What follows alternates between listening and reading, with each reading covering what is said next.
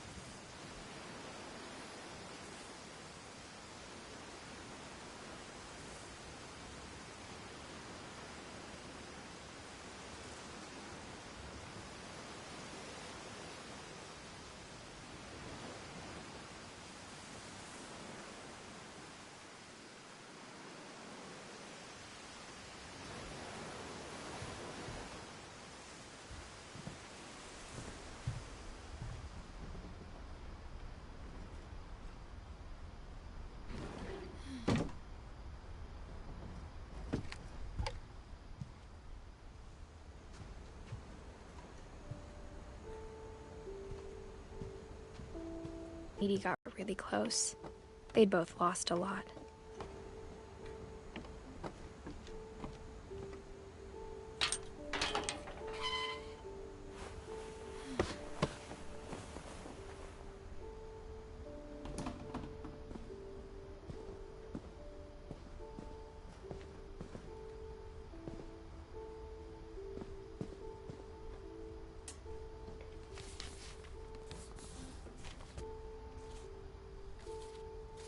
Dear Kay, do you remember the way Gregory used to laugh when he thought he was alone? Like something funny was happening, but only he could see it. I think he saw things the rest of us don't.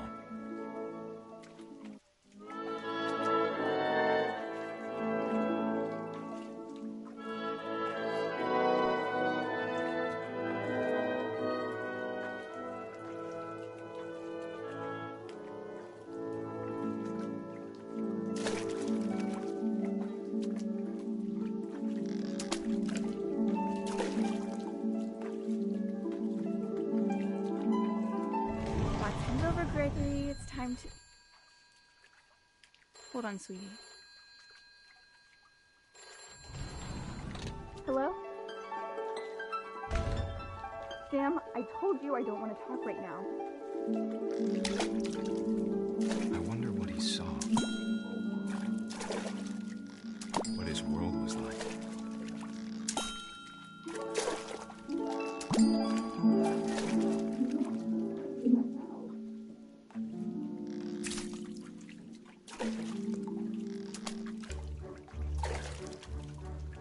Reminded me so much of Calvin. Lost in his imagination. Whatever it was he saw, it sure made him happy.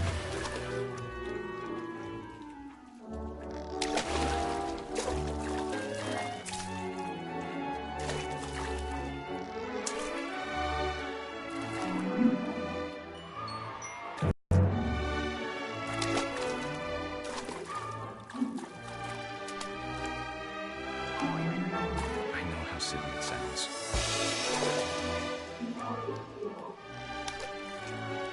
But I worried about a baby being too happy. But I could feel him slipping away. Sorry about that, Gregory. I know you did everything you could. Maybe if I hadn't called that night.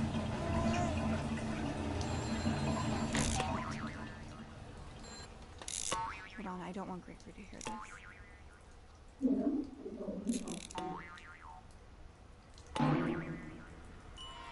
I wish he could have told us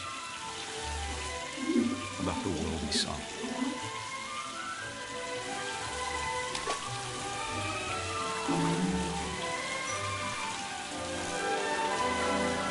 There's so much I don't understand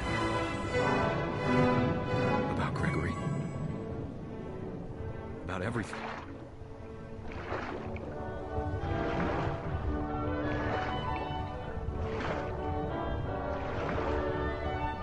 But I know what happened wasn't your fault.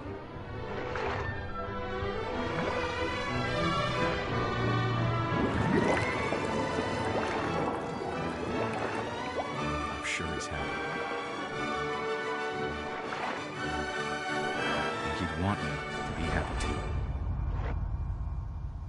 Good luck, Kay. Love, Sam.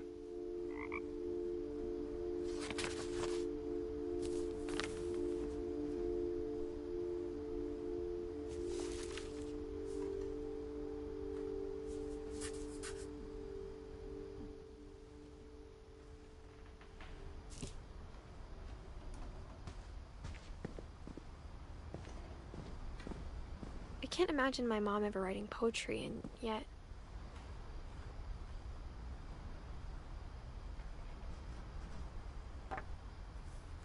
A poem for Gus, who always said the wedding was a bad idea.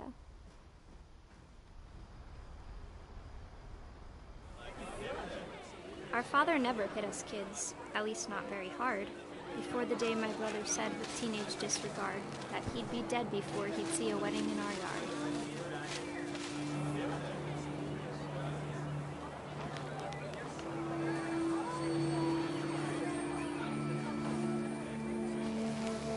My father made him come, of course, but Gus stood far apart, just flew his kite and bottled up the storm inside his heart.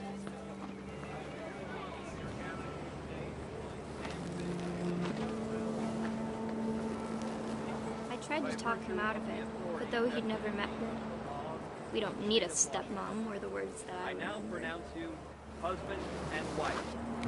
You may kiss the bride.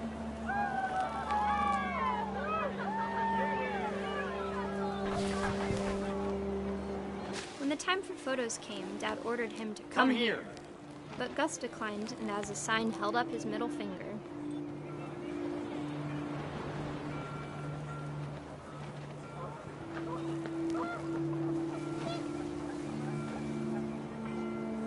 The wind picked up, and panicked geese appeared and quickly went. But all the humans did that day was go inside the tent.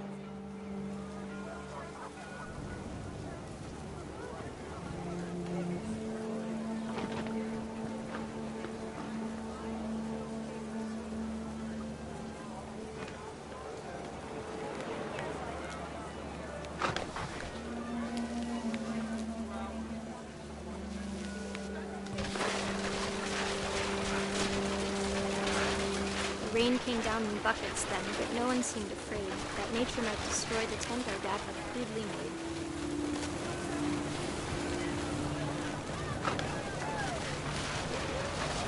The thunder sounded much too close and full of angry power. But all my father said to this was, "Make the music louder."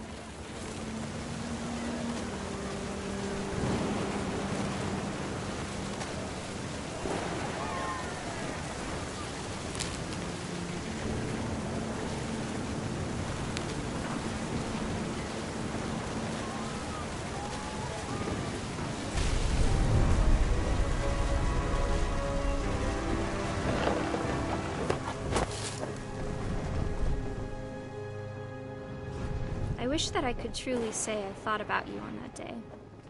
Out there on the beach alone, just you, the wind, the sea, and foam. But I didn't, until we found you.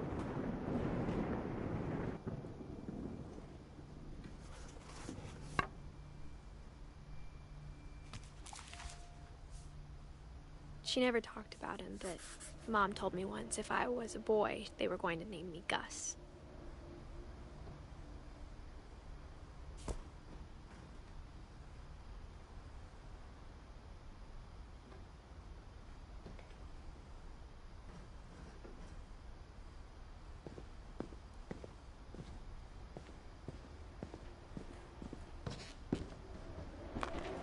My mom moved up to the loft after her brothers died.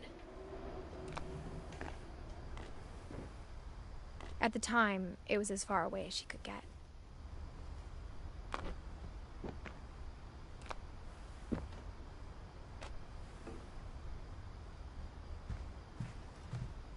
She spent a summer building houses in Calcutta, where she met my dad, Sanjay.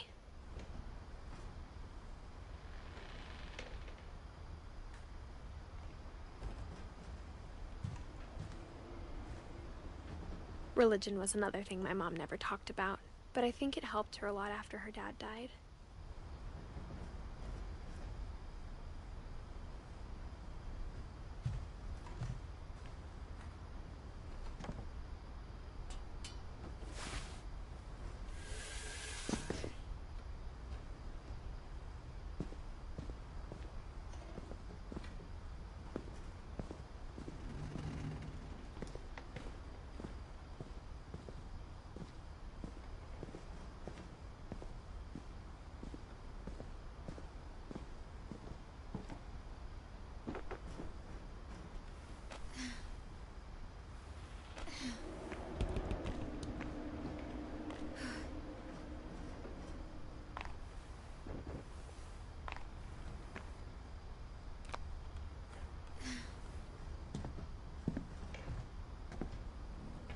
My mom moved to India a week after graduation and got a job teaching English. Louis was born a year later.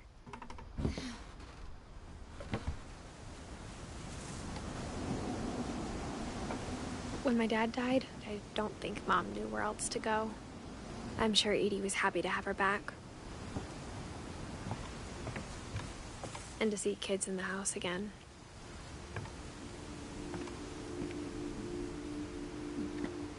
The house had to get a little bigger, but Edie was used to that.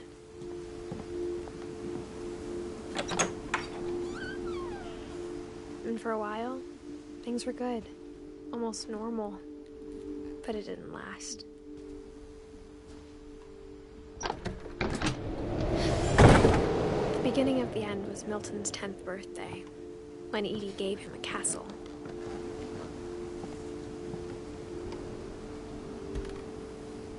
After Milton disappeared, the only thing he left behind was a room full of paintings.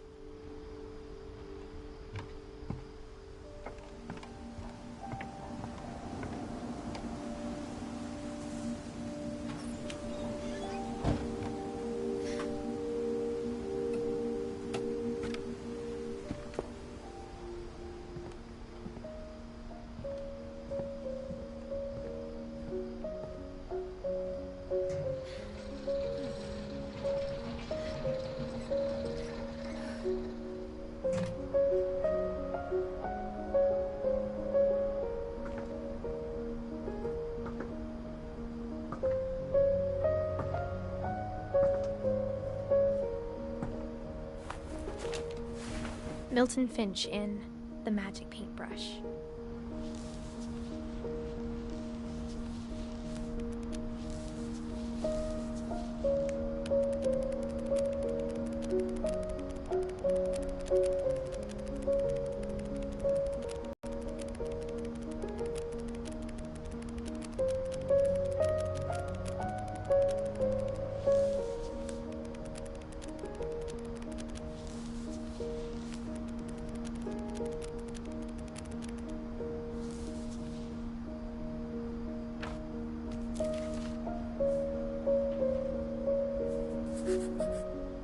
I was 4 when Milton disappeared.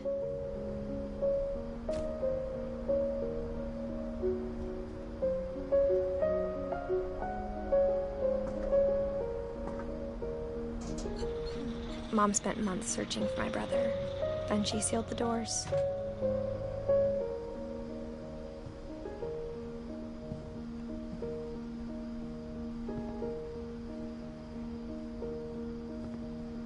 Whatever Milton had found in the house, Mom didn't want it getting out.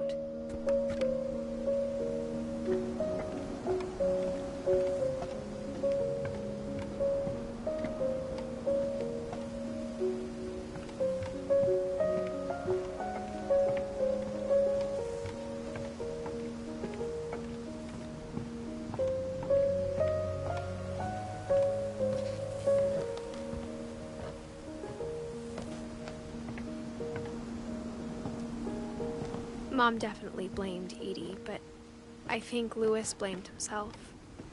After he graduated, he just spent more and more time in his room.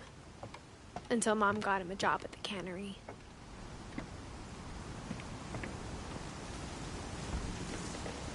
Everyone always told me to stay out of Louis's room. Except Louis.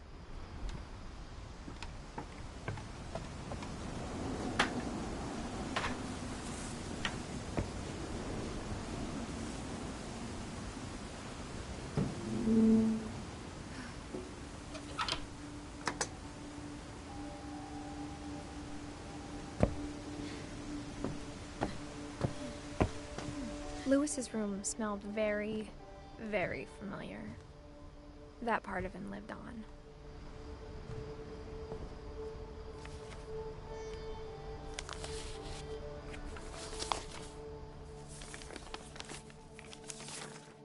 Dear Mrs. Finch, as Louis's psychiatrist, I can understand your desire for an explanation.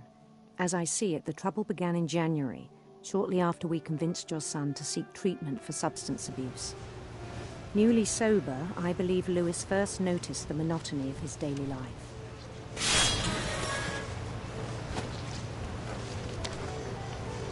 He kept working at the cannery, but he withdrew part of himself. In our sessions, I saw the same behavior. His mind began to wander. I asked him to describe it. He said he started small, imagining a labyrinth.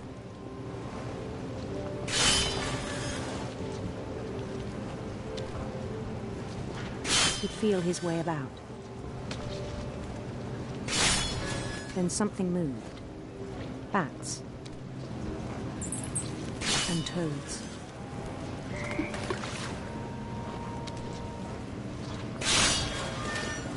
And things that have not names.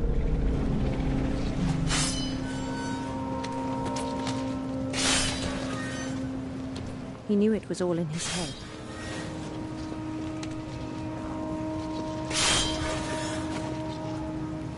But he took it very seriously. I had hoped he'd find himself.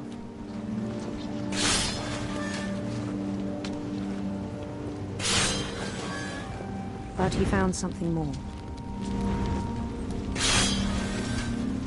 I worried about him then, daydreaming at the cannery.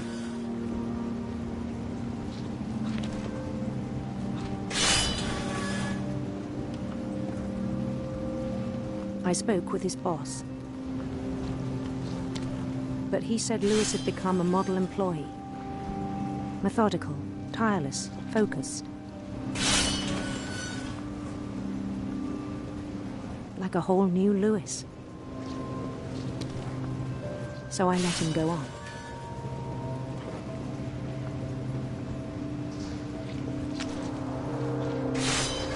I even encouraged him.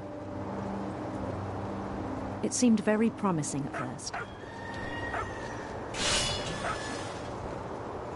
He told me he'd made a new friend.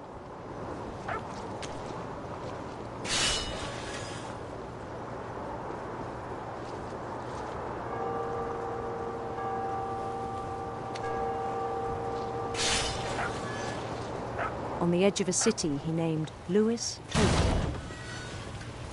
He built the city up slowly, brick by brick.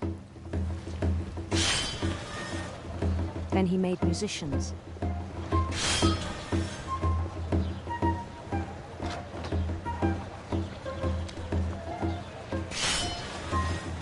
And songs for them to play.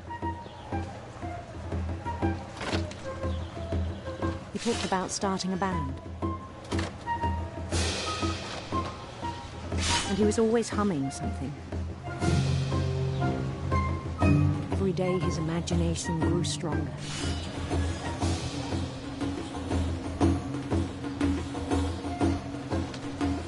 He no longer spoke at the cannery. But his chopping was as reliable as ever. Then one day it struck him that all the cheering crowds, even the stones under his feet, were all in his imagination, so he could do whatever he wished.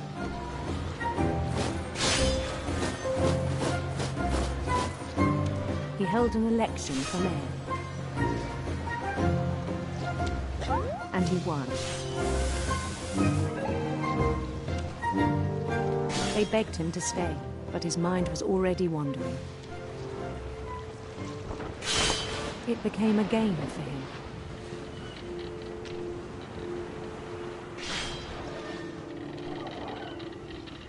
He'd conquer a city, then immediately push on. New Louisville.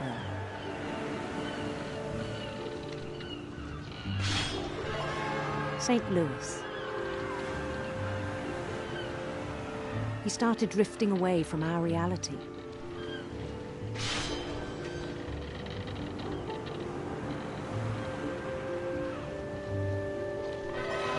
Minneapolis, until one day he forgot to go home from the cannery. Even as his mother pleaded with him, part of Louis kept sailing on.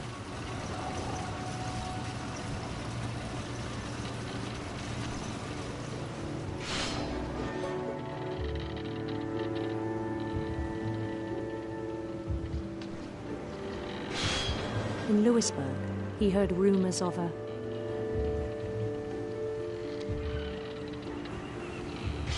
handsome queen.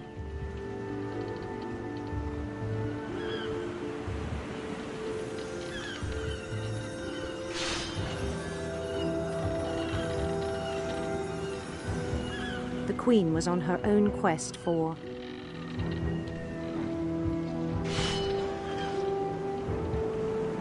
radiant rainbows.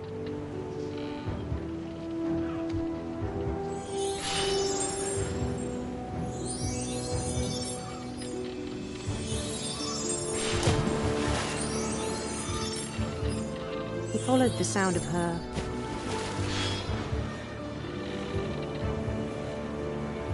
electric sitar.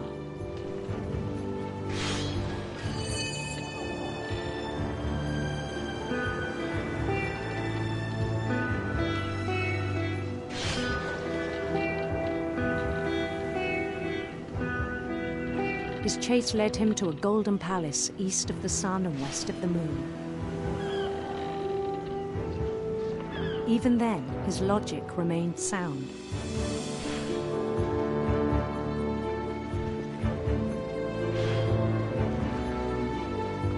He knew the world was all in his imagination.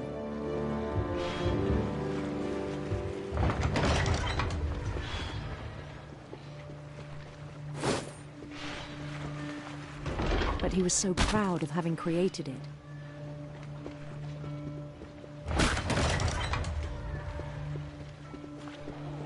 In his own eyes, he'd become something greater than a king.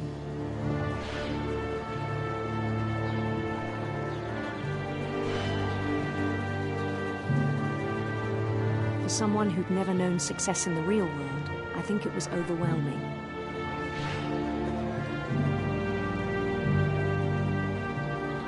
And then it struck him that the real Louis was not the one chopping salmon, but the one climbing the steps of a golden palace.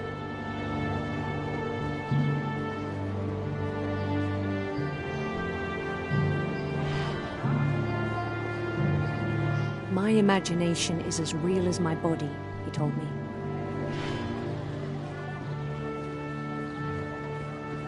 It was hard to argue with him.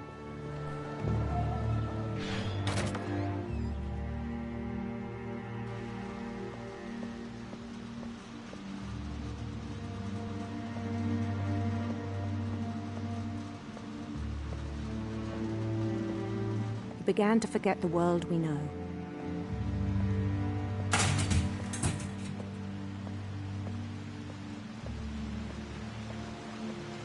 I think it pained him to remember Louis, the cannery worker.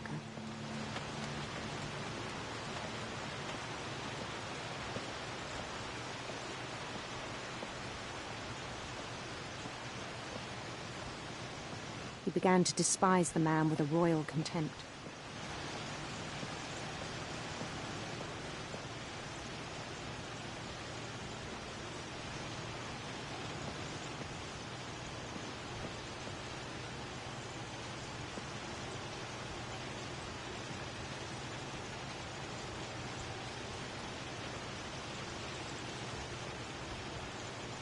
I still thought I could save him.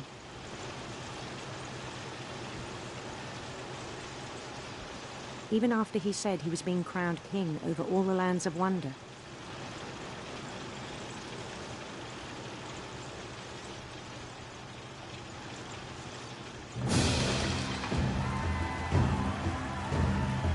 The palace would be packed with his companions.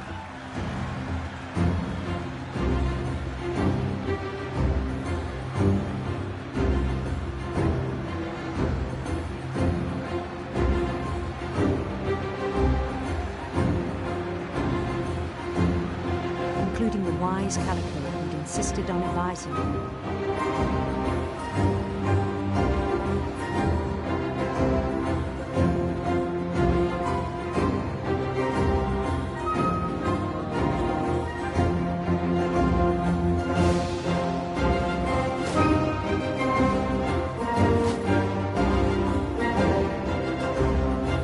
His queen waited, holding his crown.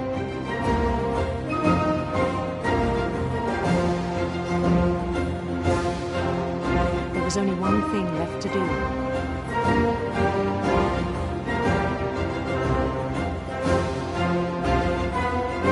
Bend down his head.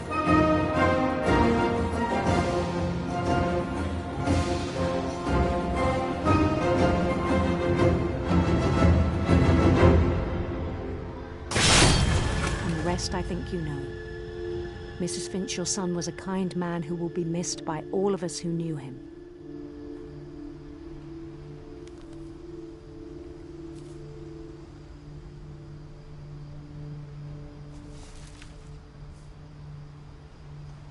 My brother was really cool. I wish you could have met him.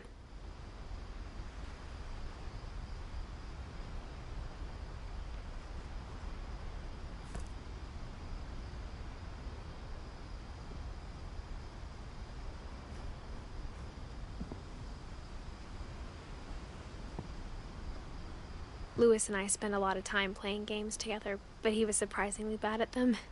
He died a lot.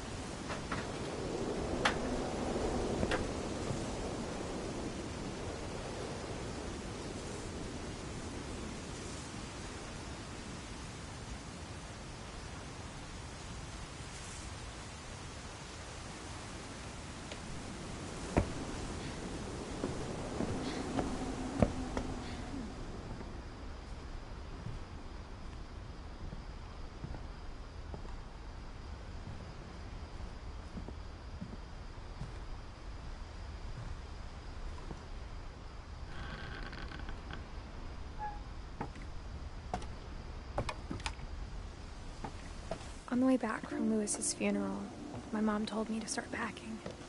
She waited until the day before we left to tell Edie.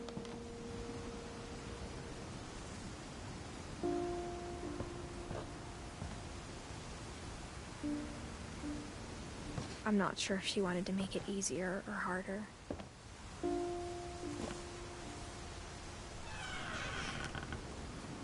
I wish we'd stayed. but I understand why we left.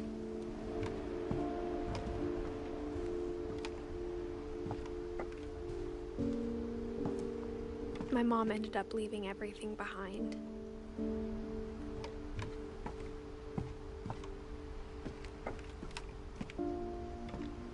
What happened that night had been coming for a long time. Maybe it should have come sooner.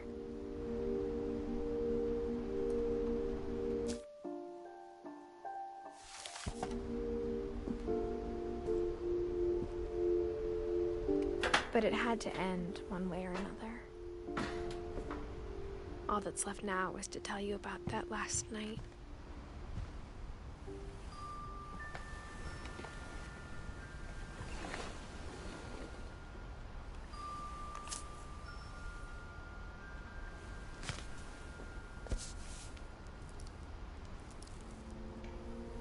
That whole last day, Edie just watched us pack and didn't say a word. Until supper, when she raised her glass and said, "To our final night together, and all our final nights apart." Grandma, you know what I said about alcohol. Some of your medications are very Edith, specific. I left a present for you in the hallway. Why don't you go open it? The grown-ups have to argue now. I'm sorry, you're right. We're all leaving tomorrow. Let's just enjoy our last... I'm not leaving. Edith, you're excused.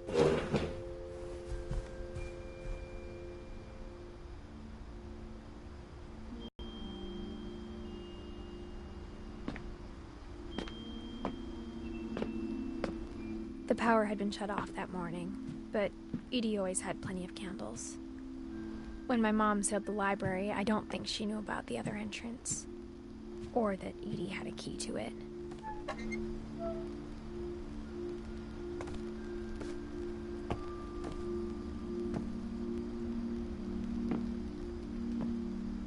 That thing you're afraid of isn't going to end when you leave the house. Edith has a right to know these stories. My children are dead because of your stories. I think it's best if Edith and I leave tonight.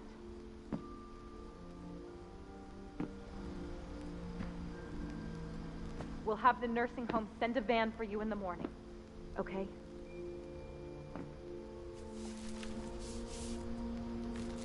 Dear Edith, there's so many stories I wish I could tell you, but there's only time for one. This is about what happened on the night you were born. That night, the tide went way, way out. It was the first and last time I ever saw the old house aground. There'd been an earthquake out in the middle of the ocean. They called it the lowest tide in 1,000 years. God, it smelled awful. You know, I've seen that house every day of my life.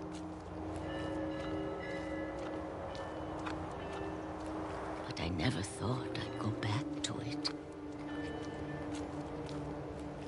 When the fog rolled in, I lost my way.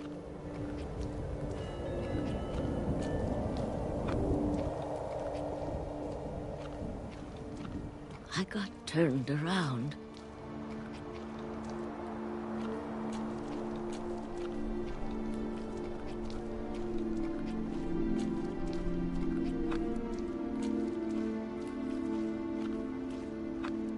For a while, I wandered.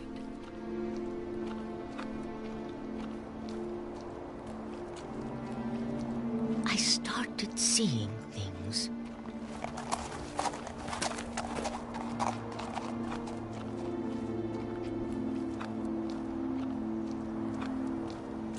Things I'd forgotten had ever existed.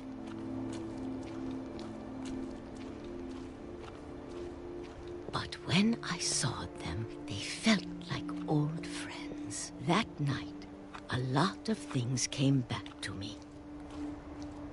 Or maybe I came back to them.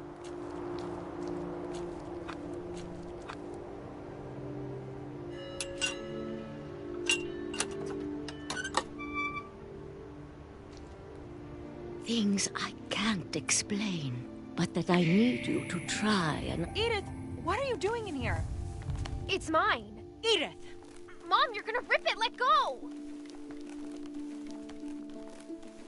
I kicked and screamed, but Mom dragged me to the car. I never saw Great-Grandma Edie again. The next morning, the van came to pick her up, but she was already gone. After that, we moved around a lot.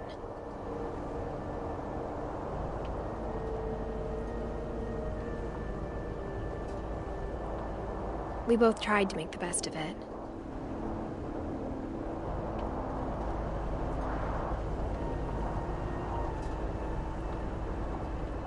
A few years went by.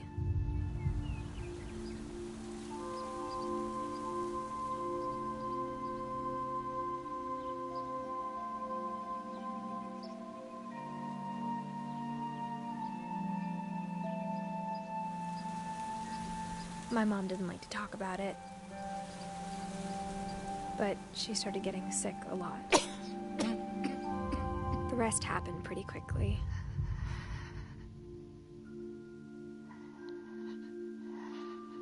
She got better for a while,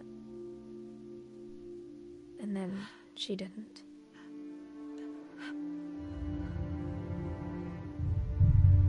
And then I was alone.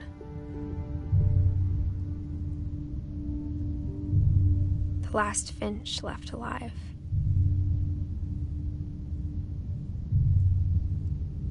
Until I found out about you. I'm still not sure what to tell you about all this. If we lived forever, maybe we'd have time to understand things. But as it is, I think the best we can do is try to open our eyes. And appreciate how strange and brief all of this is.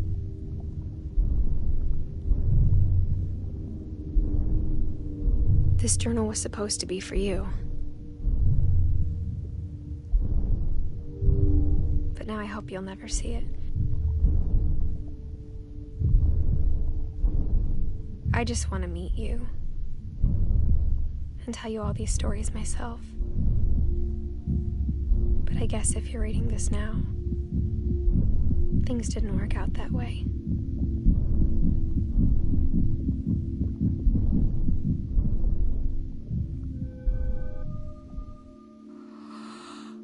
This is where your story begins.